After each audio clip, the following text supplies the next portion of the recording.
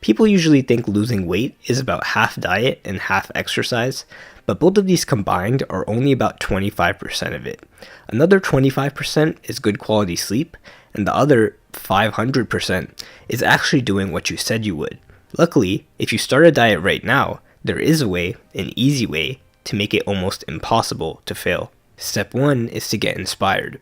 There's always a spark that makes you decide you want to change, and it's usually seeing someone else who's way more fit than you, or seeing yourself in a picture. Either way, inspiration is strong, but only ever lasts for a day, and then it's gone. So what you need next is a realistic goal that you can measure, as well as the time you need to achieve it by. For example, I'm going to lose 5 pounds by July 1st, and another 5 pounds by August 1st is something you can measure, and it even has a checkpoint to keep you motivated. Then, the next thing you need is a detailed and realistic plan that will get you to your goal. The plan might just be to replace your daily breakfast of milk, sugary granola, and a peanut butter jelly sandwich with instead a 1-mile jog, followed by a bowl of 15 big strawberries and 3 boiled eggs. Believe it or not, this one change is more than enough for you to lose multiple pounds of fat in just a few weeks. But having the plan is not enough. You need to set everything up so that you can easily follow the plan. You have to buy the strawberries and boil the eggs the night before and get your running clothes ready so that when you wake up, the easiest thing to do is to just stick to the plan. If you don't boil the eggs and you keep buying peanut butter and grape jelly and you keep putting them at the front of the fridge where it's the first thing you see, then that means you don't actually intend to stick to your diet. You're just looking forward to that one day when you give in and make your high-calorie breakfast again. If you want to make it easy to eat healthy, then make it hard to eat junk food. Of course, that's easy to say, but no matter how much you try to avoid even looking at junk food, you need to expect that there will be hard times.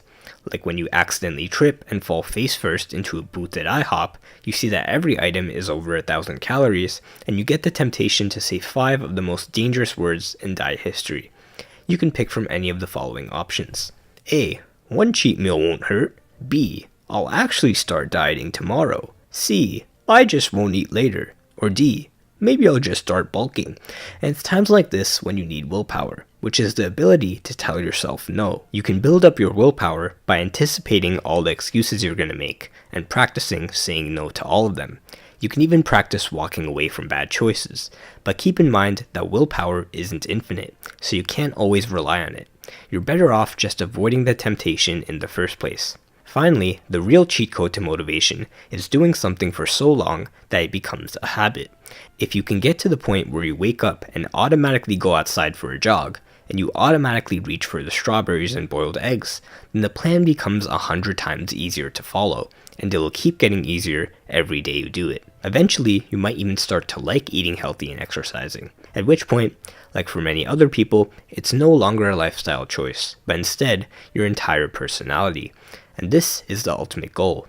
Anyway, let's move on to the basics of fat loss. There's no real accurate way to track it besides progress pictures and weighing yourself once a week. For the progress pictures, just know that you won't see much change in the first few weeks, and maybe not even in the first few months, because your body first prioritizes losing fat from places that you probably can't see. But once you start seeing visual progress, it starts to become more and more noticeable very quickly. So to really measure your progress, you should weigh yourself maybe once every morning. Just know that it could fluctuate a lot based on water weight or the types of foods you eat, which means you might lose a pound of fat, but your weight might not change right away.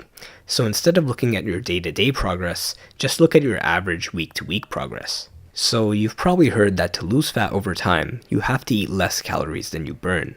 That means if your body burns 2,000 calories a day, then eating 1,700 calories a day will make you lose fat. That's because the body will use energy from fat and a teeny tiny bit of muscle to help cover the 300 calorie deficit. And if you drop your calories even lower to 1,500 or even 1,200 a day, you'll lose fat more quickly, but at the expense of it being way more difficult for you to maintain. The traditional, optimal way to figure out how many calories you should be eating is to use an online calorie calculator. Activity level sedentary, YLI, and then eat around this number every day as a starting point to lose weight. But it's worth noting that this number can be way off since everyone has a different metabolism, and it can especially be off for people with hormonal problems. So the best way to know for sure is to start with this number and then see how your weight changes over the next few weeks. If you find that each week your weight is not changing, then you need to lower your daily calories by another 200 to 300. And if you ever reach a point where you haven't lost any weight for at least a week, you'll either need to reduce your calories again, or you could also just add in some more exercise. Now for some people, this method works perfectly, because in theory, you can't go wrong with it. The only problem is, you have to count exactly how many calories you eat per day, using nutrition labels, calorie counting apps, mental math, and also food scales, which measure exactly how much of each food you're eating in grams. If you're American, you might not be familiar with the metric system, but you don't have to worry since the McDonald's menu already has calorie counts. Anyway, you can also just get away with roughly estimating your calories, but this only really works if you play it safe and round everything up like crazy. If you think it's 300 calories, it's probably 500. If you think it's 800 calories, it's probably 1,000. And if you think it's too small to count, it's probably at least 50. So before we get into the method where you don't have to track anything at all, we need to talk about macronutrients. A lot of people want to know how much protein, carbs, and fat they should eat per day. And to be honest, for most weight loss purposes, all you need to look at is calories and protein.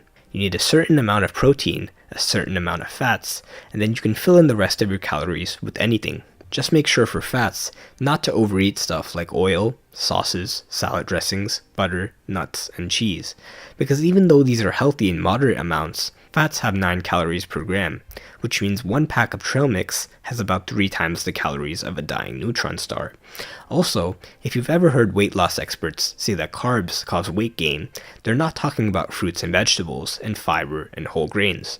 They're talking about refined, highly processed carbs that are usually very delicious and are stripped of most, if not all, of their nutrients when they're being processed, especially foods with lots of added sugars. Here are some examples. You'll notice that this is basically the entire grocery store. The problem with these is that they're unnaturally delicious, easy to overeat, they have lots of calories, and they just end up making you hungrier. Of course, you can still have them every day, and you'll still lose weight if you're in a calorie deficit, which is why some people like to brag about how they can eat a family-sized box of Reese's Puffs every day and still lose weight.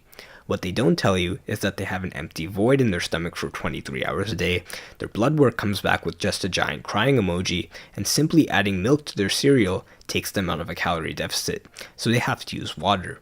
And that brings us to the method of how to lose fat without counting calories. The number one trick is to just start slowly eating more minimally processed foods, avoiding junk, chips, sugary desserts, stuff with lots of refined carbs, instead swapping that out for fruits, vegetables, lean dairy, lean protein, healthy fats, and whole grains. You'll find that these foods are so filling and nutritious that you can eat in a calorie deficit every single day without having to feel that hungry. If you don't believe me, this is 200 calories of Oreos, and this is 200 calories of strawberries. Another tip is to just stop snacking and only eat during meals. Most people snack on high-calorie, tasty junk food because they're bored, stressed, or thirsty, not because they're hungry. So cutting out snacks is actually one of the easiest things you can do, since the body doesn't really need them anyway, and over time, you'll just stop getting the urge to snack. Ideally, once this happens, you'll start to slowly develop a feeling of, I'm better than everyone else, which should be enough to keep you going till the end of your diet. But in case times get hard, here are some more tips. Number 1, start drinking lots of water. Water is very filling, and half of the time when you're hungry, a quick drink of water will get rid of the feeling. Just keep a big water bottle next to you, and you'll never forget. This will also prevent you from craving high-calorie drinks, like soda, juice, bubble tea, and milkshakes. Number 2, if you keep saying, today doesn't count, the real diet starts tomorrow, then it'll never start. Number 3, avoid liquid calories. It's way easier to drink lots of calories in the form of sugary drinks than it is to eat them. Number 4, low-fat shredded cheese, keto bread, cauliflower rice, egg whites, and even peanut butter powder are low-calorie swaps you can make. Number 5, you can make healthy meals like this and this taste good with 0-calorie condiments and spices and sauces and 0-calorie sweeteners, but don't overuse them, because in general, the tastier your food is, the more cravings you'll get for tasty food. Number 6. Use zero-calorie diet sodas to your advantage if you have sweet cravings. Number 7. These are some examples of high-volume, high-fiber foods that fill up your stomach but are low-calorie. Number 8. Eat around 3 to 5 meals a day, since it helps you avoid long periods of feeling hungry, and it's usually easy to fit into your lifestyle. One big meal a day might also work, but people tend to give up on that diet very quickly. Number 9. Save your biggest meals for times when you tend to get the hungriest. Number 10. Many people find it easy to be in a calorie deficit when doing intermittent fasting. It involves only giving yourself a 4 to 8 hour window to eat, and then not eating the rest of the day. It might sound hard, but just know that when you don't eat, you won't just be constantly hungry. Hunger comes and goes in waves, so if you just wait a little bit, the hunger goes away. Number 11. Eat more protein because protein makes you feel satisfied, and you also burn about 20 calories just to digest 100 calories of protein. Number 12. Speaking of protein powder is good, but it's processed, and it's a powder that you drink, so it's not really as filling as other protein sources.